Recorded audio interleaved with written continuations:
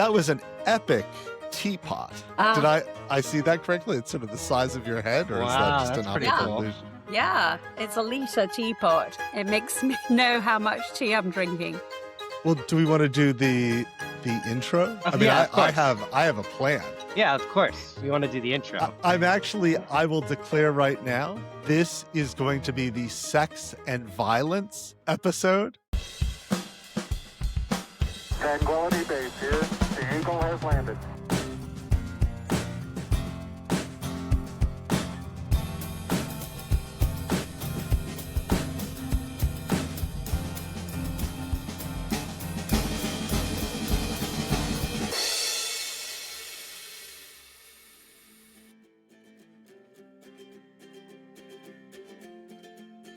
Welcome back to Technically Friends, the podcast where technology meets real conversation. I'm Harrison Wolf. And I'm Timothy Reuter. Each episode, we break down the ideas shaping our digital world, from emerging tech to the ethical questions that come with it, and have a little fun throughout. Today's episode is a very special one. We're joined by someone at the forefront of one of the most transformative and hotly contested technologies of our time. It's a technology impacting everything from agriculture and insurance to astrophysics and quantum mechanics. That's right, we're talking artificial intelligence. Our guest today is Kay Firth-Butterfield, a globally recognized AI expert, former head of artificial intelligence at the World Economic Forum, author of the recently released book Coexisting with AI, Work, Love, and Play in a Changing World. She's one of the leading voices on responsible and ethical AI, and someone Harrison and I had the pleasure of working with in San Francisco. We're diving into everything from how AI is reshaping industries to the very real questions around governance, bias, and what it means for the future of humanity. If you've ever wondered not just what AI can do, but what it should do, this conversation is for you. So sit back, plug in, get ready. This is the Technically Friends podcast with a Barrister Judge, author, AI expert, and technically friend, Kay Firth-Butterfield. Kay, welcome. Thank you very much for having me on. I wanted to start out by saying I've really been enjoying your book and appreciated your framing of coexisting with AI in Shakespearean terms from the stages of life of As You Like It, which seems very on brand for you. I'm going to be focusing on chapters 4 and 5 of your book, looking at lovers and soldiers, which makes this the sex and violence episode of our podcast. And I want to start off, something I remember so strongly and vividly from when you interviewed at the World Economic Forum was that you brought up sex robots as part of your presentation on AI. And I really appreciated this because you were bringing something so fundamentally human and outside the box of sort of the overly polite conversations that most people had when they were doing job interviews. So that really struck me. And I appreciated that this was a theme that came back in your book. And I wanted to ask, should we be concerned as a society if people choose to pursue loving relationships with non-human entities? I think the answer to that is we don't know whether we should be concerned or not. But if many of us decided to take AI lovers and not meet with human beings, then as the CEO of the Kinsey Institute said on stage when we were together in Munich at the beginning of the year, this would actually be an existential problem for the human race because we actually need to have human companions in order to have more humans.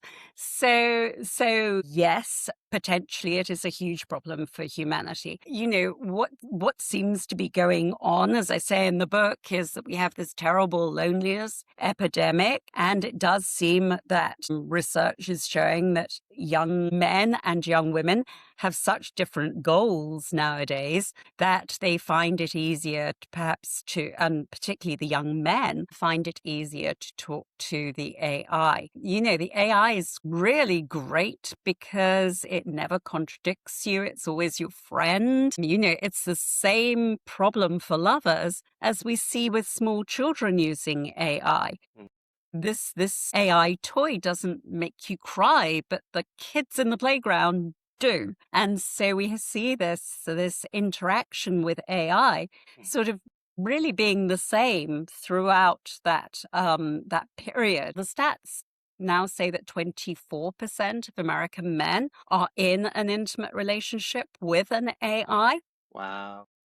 That 72 of teens are using an AI either as a companion, an intimate companion, or know someone who is. So it's a big discussion that we should be having, and we really are not getting there very fast. And the stats are similar in Europe. 33% of men in an intimate relationship. So yeah, very similar stats. And so we're not having this conversation. And one of the reasons that I created the book was I think that using AI wisely is really important for us as human beings, as businesses, as governments. But unless we're all literate about AI, it's impossible to use it wisely. It's impossible to make good decisions about how we use it. Yeah, I was going to ask, so where does that leave us? I'll note, I'm going to make a shocking confession, but sometimes my wife criticizes me when I don't do the things that I said I was going to do. She points this out, and ChatGPT has never pointed out any inconsistencies on my part. And so, I can see how, even in my own personal life, it would be easier for me to have a relationship with a non-human entity that both, accepts me as I am, but also isn't going to lead to a lot of growth, because I will also say sometimes my wife pushing me does lead me to be a better person. And, so do we take away people's choice because we think this is addictive? Do we treat this like drugs? Or, is there some new configuration? I mean, you make the point that if people don't get together and have sex in our current configuration, we don't get babies and society doesn't continue itself. But there are other ways that could be solved. So what do you think are some possibilities of how we handle this? Do we reconfigure our society? Do we, say this is an addictive substance that people shouldn't have access to? How are you thinking about this? And I want to just say, in your book, I think you do a nice job of not providing neat solutions to these challenges. But here on the podcast, I'm going to ask you to provide some neat solutions.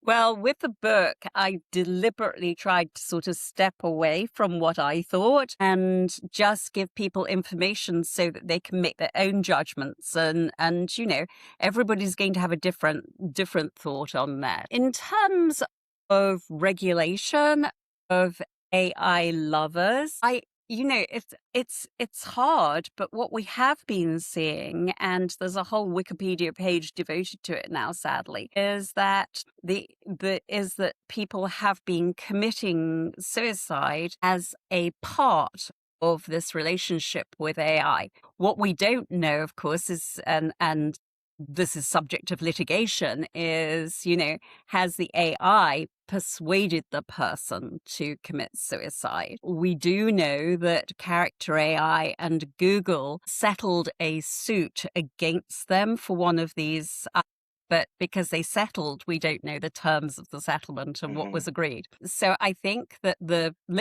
jury is out on this at the moment. But with AI, you're often looking at a whole spectrum of things. I mean, perhaps if we didn't have this problem with boys and girls seeing one another in a way that we used to see one another as partners, if we didn't have the problem of loneliness, then maybe we wouldn't have problems with the way people use AI. And so, in a way, we need to think structurally about society.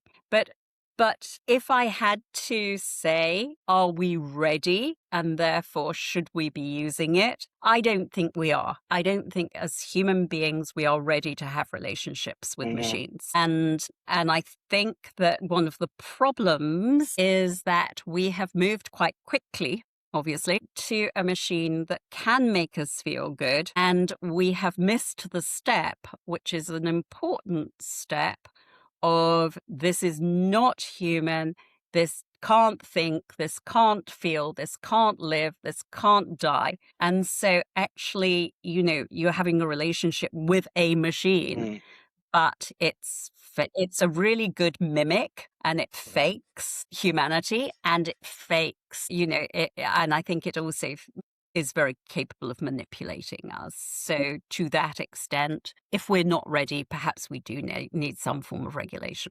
Perhaps we could say that AI is faking it till it's making it with humanity. But no, so I guess one of the questions I had is I'm very concerned about the impact on individuals and identity around their relationships with AI.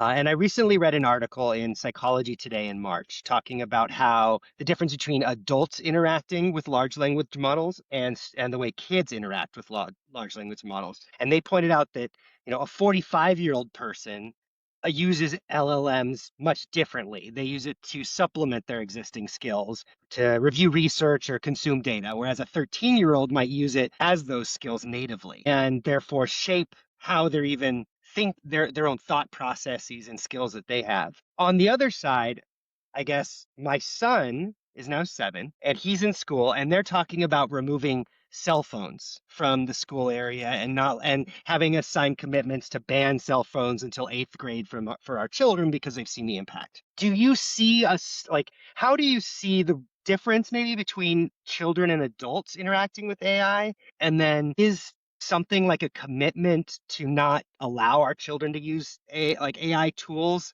early on a good idea? Yeah, sure. Actually, I do think a commitment not letting our children use AI tools at an early stage is a good idea. In my local school, they're starting to use AI at 3rd grade, but neither the teachers nor the children have had any real training about the fact that the machine gives you an answer, but the answer might not be right. Mm-hmm. And if you're a child, you have the 45-year-old says, oh, there's something wrong with this answer. If you're a child, you can't do that because you don't know what the answer is. Yeah. And so we are in danger of our children growing up learning all sorts of things that are just wrong. And that's a substantial problem. And we're actually already seeing studies about students who are coming out of university and they have not got a grasp of the subject that they went to study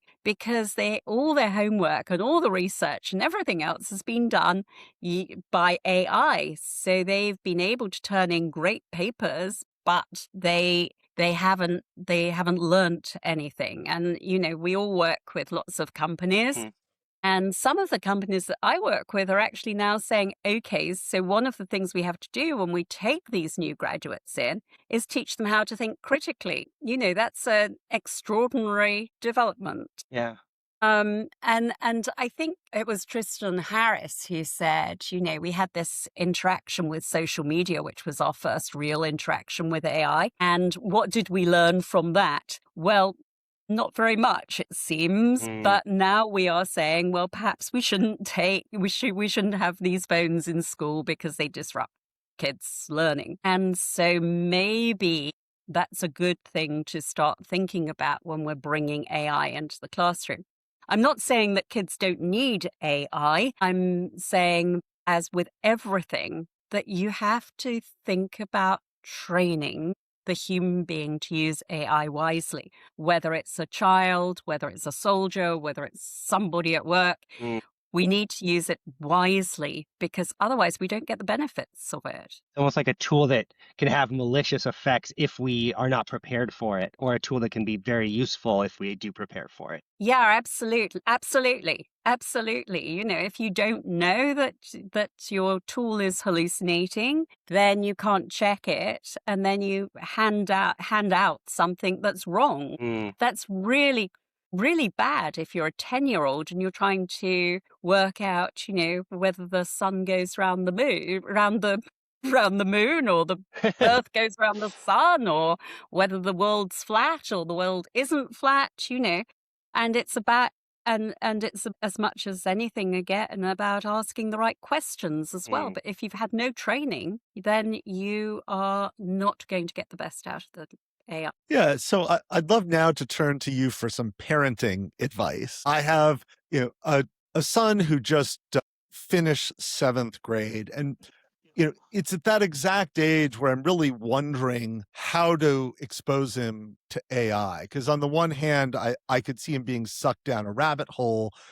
This is exactly the age where on social media people get pulled into the manosphere where they, start having very negative beliefs about women. But on the other hand, we also gave him access to Codex, for better or for worse. And he was able to create a website for a family business that there's no way he would have been able to do this otherwise. Do you want to plug the family business, Timothy? rivertownscustom.com for all your custom mug needs. We have a UV printer, but there's this push pull of, I don't feel in control of this, but it empowers him to do things that he couldn't otherwise do. So how can I handle this tension of giving him a tool of empowerment, a tool of learning? It can provide him with an education that, certainly I can't on technology, and even tutors aren't always available. So how should I think about that? Well, I think it's about this tool is no different from any other tool that you give to your child. You will not give your child a car without telling your child to take lessons on how to drive it. If we could think about AI in the same way, so as a parent, you're going to give your son or daughter lessons on how to drive it, how to use it well. I mean, there are such fantastic things that it can do. That assumes I know better, right? I know how to drive. Okay. And this is one of those things where I think there's an assumption that the older people have more knowledge than the younger people. But with AI, that's not necessarily true. It's not necessarily true, but I do think that certainly you, Timothy, are in a position. I had to teach my son how to use the terminal and dash commands. But there are lots of things that we can understand about AI, even just reading the book. You can talk to your child about bias. You can talk to your child about fairness and transparency. You can explain how the machine actually works. You can explain what hallucinations are. You can explain how if they use it and they don't do their own research, then they are actually not going to improve their minds. I mean, that's great. That we're already seeing research like that. And I think one of the interesting pieces of research I've seen recently, and it's the first piece, it was that 44% of Gen Z were actually actively working against their businesses' AI policy. In order to corrupt it so they didn't lose their jobs. So at some stage they do sort of begin to understand that there is this problem.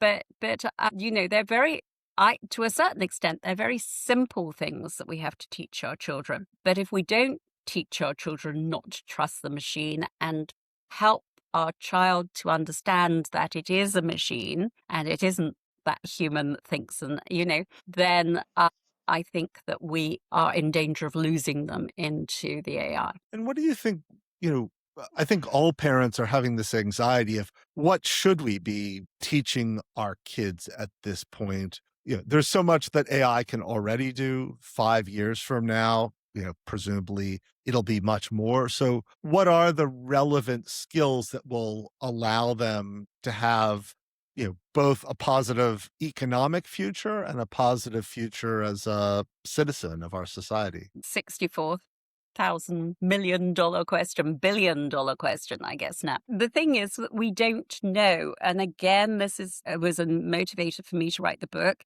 We have no clue what 5 years looks like.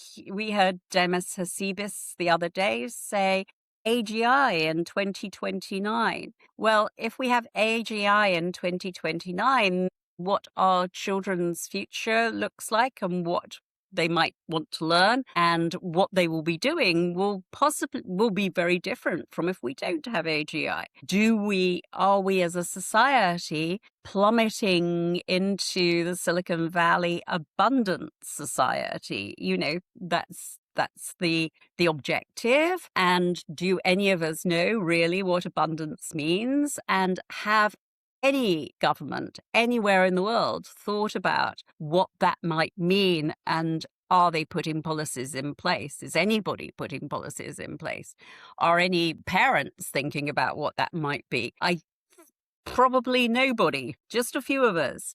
And yet it is the most important, for me, it's the most important policy decisions we have to make it, because we might be looking at this in 5 years' time. Yeah, that's interesting. It's been 12 years, I think, since you became the first chief AI ethics officer in 2014 in the world. And so I like back then, did that title even mean anything to anyone? Like, did you have to go to a dinner party and explain your title and like what you did to every single person because they had no idea what it meant? And what does that look like in 10 years from now? Is blows my mind. But I'd love to hear sort of your journey from in 2014 to now. Sure. So yes, I did have to explain at dinner parties to everybody what AI was. And certainly, in rural populations, I had to explain that it wasn't artificial insemination. And so yes, I had to explain what AI was and why we needed to think about it and what its impact on humanity might be. Now I don't have those conversations. At least I don't have those conversations amongst people that I know. However, just a month ago, I went to teach a planning authority about AI, and I won't say which because I don't want to be offensive. But I finished my speech, and one of the people in that audience said to me, "What does AI stand for?" Wow. So I just felt as if I had come full circle in those 14 years. And I think it's really important that that person asks me that question, because we tend to think everybody knows about AI. But actually, there are still pockets of people who don't know about AI. A lot of people that I speak to, I live in a very rural area. A lot of people I speak to say, I don't know anything about AI. I don't want to know anything about AI. Am I all right? Just keep living my life without using it.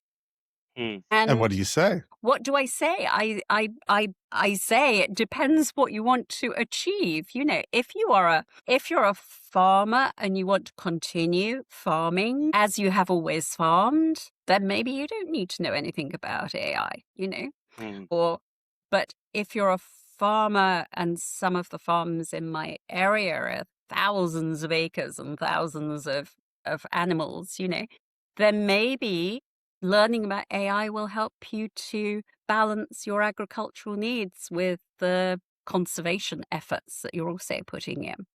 Yeah, we were at the forum together before the release of ChatGPT in November 2022, and you left just 6 months after that. Is there anything about how the rollout of productized large language models like ChatGPT, Claude, and Gemini has gone that has changed how you think about AI versus when you were writing about it at the forum? I think it has merely made the whole conversation more urgent. So and just in the last year, more and more people in business have been coming to me and saying, okay, so I need some help, Kay. And so all that sort of pushing the rock up the hill that we did at the forum to try and get people to think about governance of these technologies, many more people are now thinking about governance, particularly with agents coming in. And you probably read that the IDC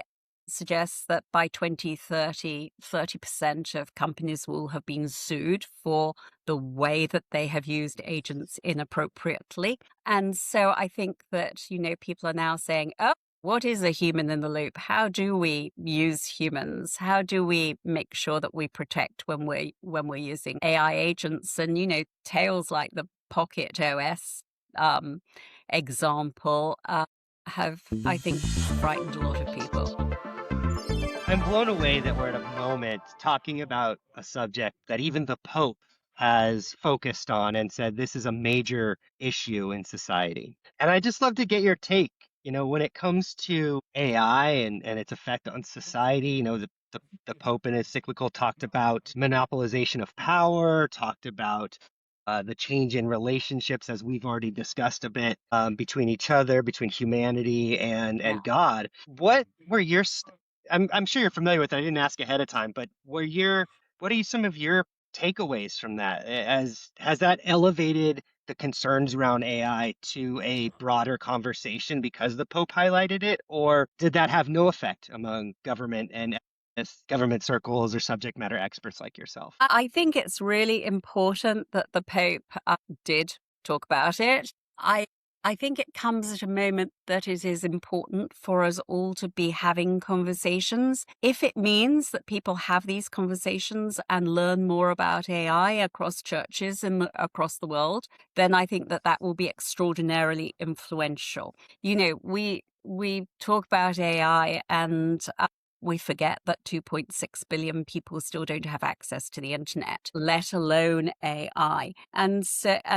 But the Catholic Church has access to all of large swathes of humanity. And so if we want to have a real conversation about what makes us human and how we are going to interact with the machine, then I think that the Pope stepping in has helped enormously. Whether it helps at government level, I don't think we have seen that. But, the EU has already moved, although it's pulling back a bit. And the federal government here is sort of at sixes and sevens of what it really wants to do.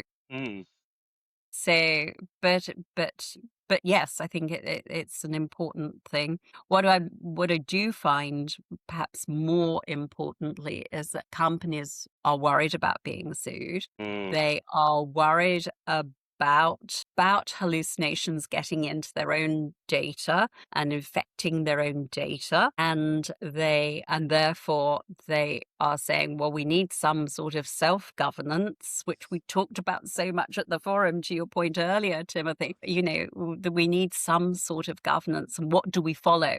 And those are the questions. At the moment, I'm doing some work with a particular sector, want to bring in AI to their sector, but are too frightened because there are no laws, and so they need to, or there are scattered laws all over the states, and so they're asking for purpose-driven self-governance. Well, I did promise our audience at the beginning of this podcast that we'd have some violence. So let's turn to that. And I remember, when we were at the forum together, there was a lot of talk about killer robots and potentially a campaign to pull back on that.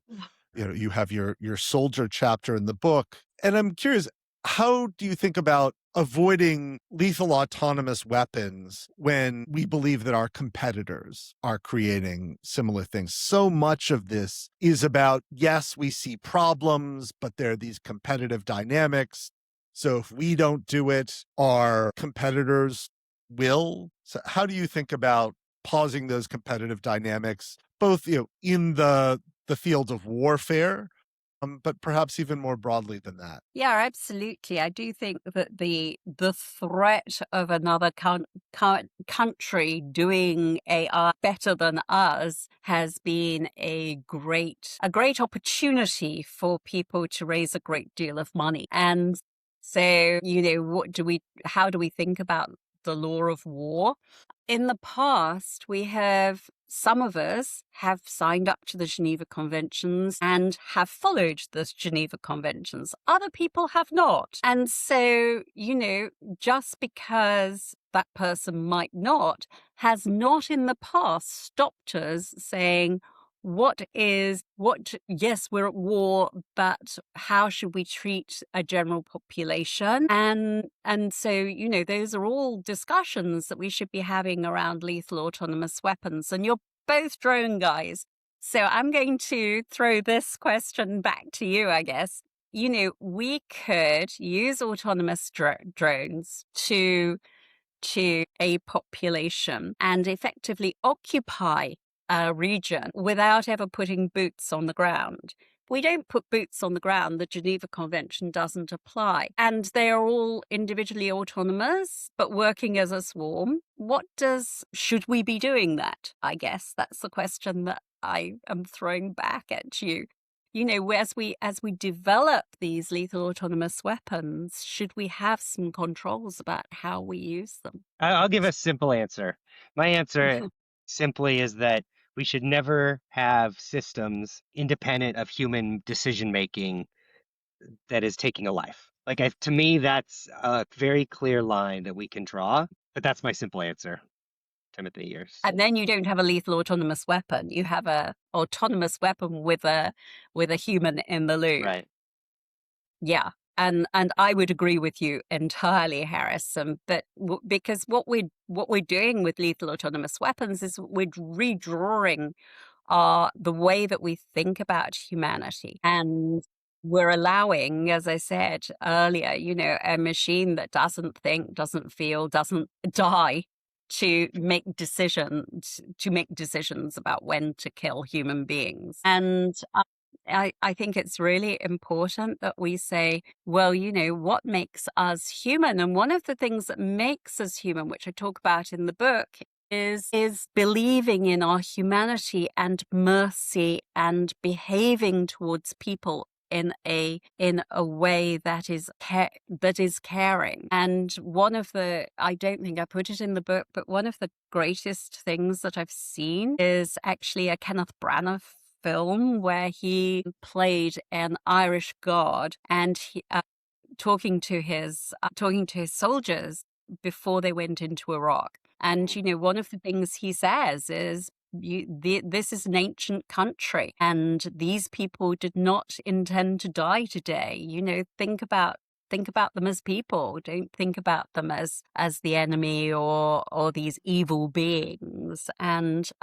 And we can do that, but machines can't. Yeah. I mean, I think this is a question that also has a real life application as we speak, in the context, of course, of Ukraine, right? Where access to at least semi-autonomous drones is changing the nature of the battlefield. Yeah. And, you know, if Russia is able, I will say, as probably most people listening to this, you know, I'm a partisan of Ukraine.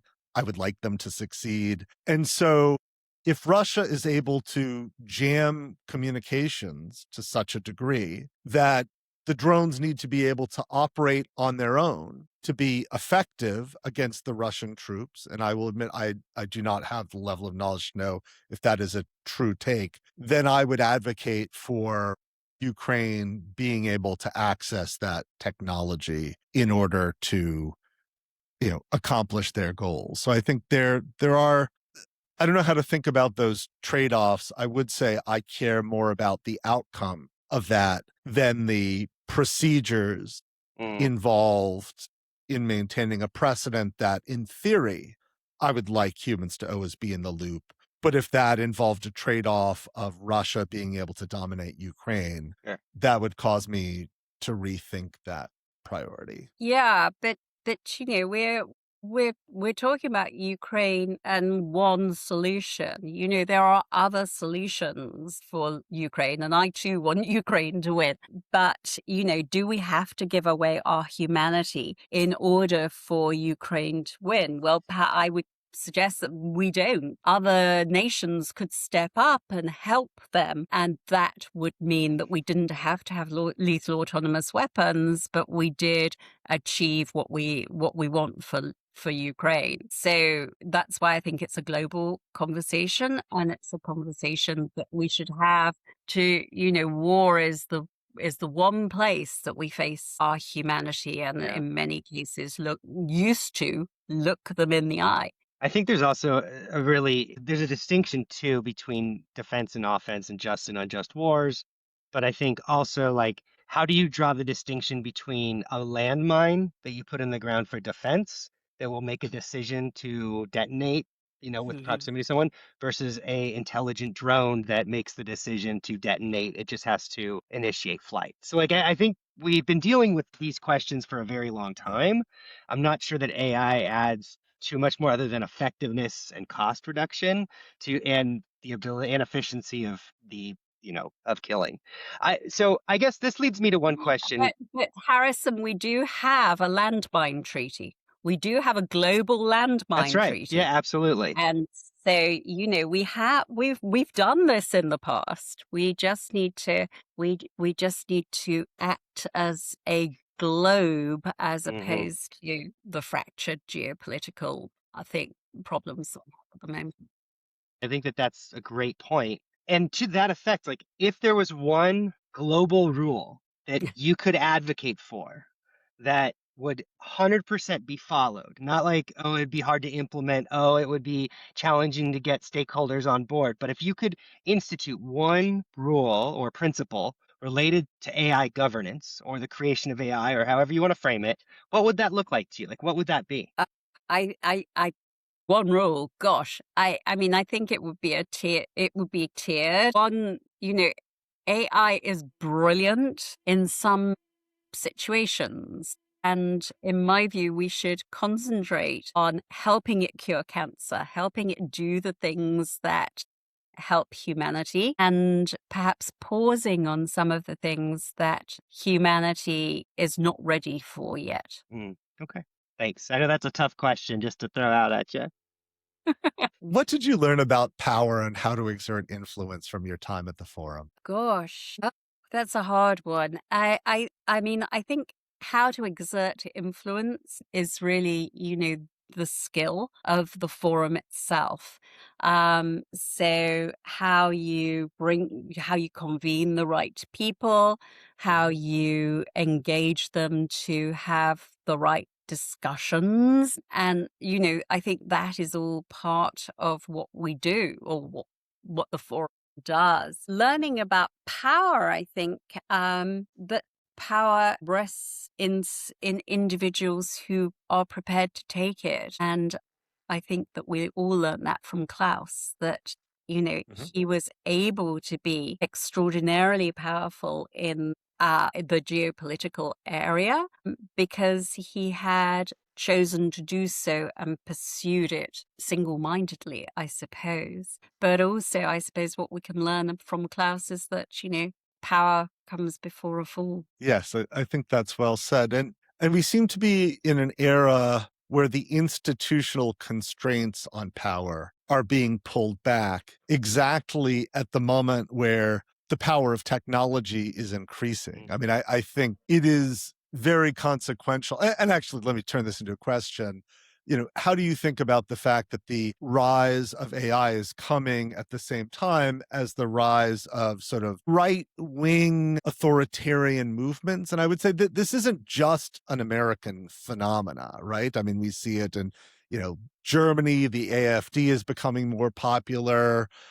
Modi has definitely an authoritarian streak. So it seems like something's happening around the world. So how do you think about the intersection of these forces and what their consequences might be? Yeah, I mean, I think that AI enables certain people to become richer and richer and richer. That then means that there is less money for the rest of us, and as we begin to lose our jobs to AI, then I think there is going to be more and more of a backlash.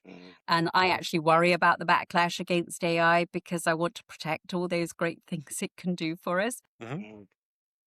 And I obviously, social media and AI enable us to believe things that are patently not that are not true, but Right. are not patently not true anymore, because it's served up to us in such a manipulative way. As I said at the very beginning, AI is a great mimic of humanity and a manipulator. You can use it to manipulate humans, and that's what we're seeing. Yeah. And what you see, what I think we're seeing in the UK with the rise of reform is people being more and more dissatisfied with their lives. And one of the things that I worry about with losing our jobs to AI is we've already seen what that looks like. We saw it in the Rust Belt. It didn't go well for humans. So unless we put the right policies in place for humans and make the AI serve the human instead of the humans serve the AI, then I think we are in a potentially very dangerous situation. Why write a book in an era with so many other mediums competing for attention, like Substacks, podcasts, articles? Why'd you choose to write a book? I guess partly because I'm an old-fashioned academic at heart. And we always write books, but also because I was asked to write it, and because there are more and more people reading nowadays, and there is a big uptake, even amongst young people, of reading. And so it seemed like a great medium. And the idea, we hope to turn the book into a musical. And so why would I want to turn it into a musical, you would then ask? I think because my objective is to help us all be AI literate, and using a medium like music, I think, is another way of catching the people that you didn't catch when you made it a book. I love that. I cannot wait to watch the first AI themed musical. So I am all in. Opening day, I hope to be there. And Well, I hope you will be. Thank you. Well, thank you so much, Kay. This has been a really great conversation. I can see we're close to our time together. The last question we ask only those who we know the answer will be yes to are whether or not we can say that we're actually technically friends. And I hope that the answer is yes. I know we've really enjoyed working together. I've missed your jackets. I will say I missed your sense of style from the World Economic Forum, and I had forgotten about it with your amazing shoes and jackets. So, but I'll pause it there. What would you say? Are we technically friends? I think we are technically friends. And of course, we shared an office for a long time, and we were amongst the first people at the forums. So we got to know one another really well. And it's been a privilege then and today to talk to you. Good health, good wishes to you, and look forward to seeing your book on the #1 bestseller list. Timothy, any last thoughts? I think that's a great place to close. Awesome. Thanks, Kay. Tranquility Base here. The Eagle has landed.